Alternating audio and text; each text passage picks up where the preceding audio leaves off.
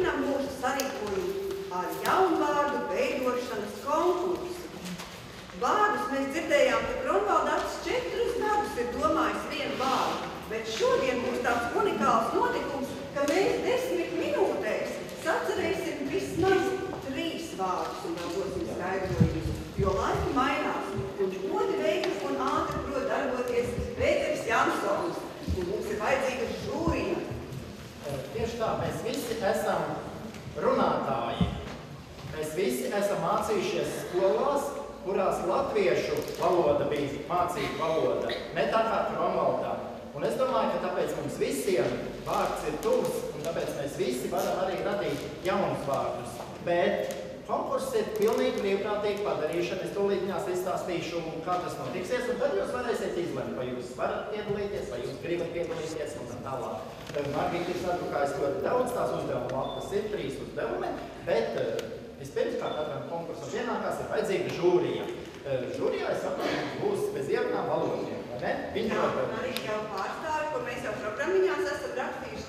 Tātad mums būs jau iepriekšējā runātāja Ines Vītoliņa. Mēs aicinām mūsu Rīgas Latvijas biedrības krājuma labātāju. Skaidrīta Naumova. Piekrīt būt žūrijā? Labi, jā.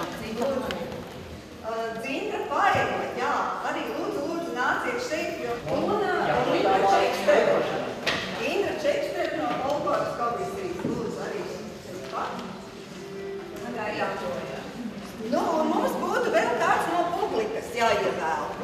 Kurš ir ieteiktos no publikas? Bet par šo publiku es tā kā gribētu, lai tur ir tāds prātīgs cilvēks. Un ko prātīgi mēs varētu pārbaudīt, uzdodot vienu jautājumu, tātad par ko tiek runāts šajā tekstā, ko es tagad nolasīšu. Lai jūs nemaldinātu, es uzreiz pateikšu, ka tas nav Guntis Gailītis. Viņš bija īstenis runātājs. Domas, vārdi, balss, zīmīgs, svaigs un rokas mājiens. Viss bija pilnīgi viņa varā, lai aizgrābtu, pārliecinātu, pacilātu un sasildītu sirdi. Turklāt viņš bija tikpat varonis, kas negriež pretiniekam ceļu, bet to ar milzīgu spēku notriec gar zemi. Arī prieces mācītājs, kas vismīlīgākā lēnprātībā cilvēku slaidīdams bulaka un cilā visu augstu un svētu.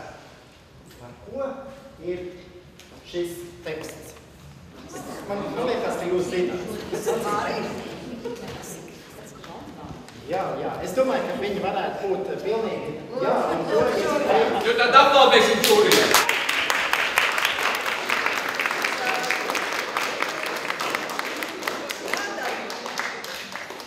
Žūrijas atzītie jaunvārdi tālāk nokļūst Rīgas Latviešu biedrības latviešu valodas kopas pārziņā, kas atkal piedalīsies konkursā gada vārds, nevārds un spārnotais teiciens. Tātad šis nav tikai notikums mums šodien, bet arī tas būs notikums turpmāk. Varbūt ieviesīsies valodā, varbūt tas būs ļoti unikāls notikums, kas šodien šeit risināsies.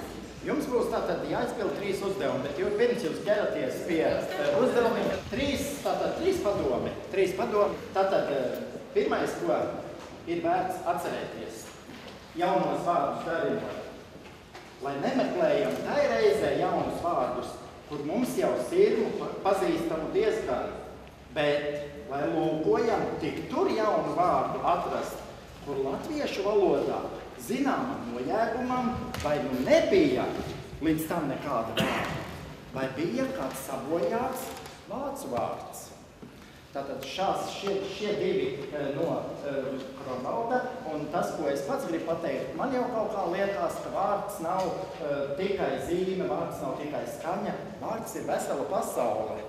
Un īstenībā ne jau man vienam tā liekas. Jūs zināt, kā kādreiz vārds bija ezers, kas lidoja pa gaisu, un tad, kad bija vārdā nosauc, tad ezers nosēdās.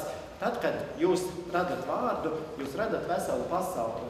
Un man gribētos, lai vārdi, ko jūs radat, ir skaidri. Lai pasaule, ko jūs radat, ir skaidra.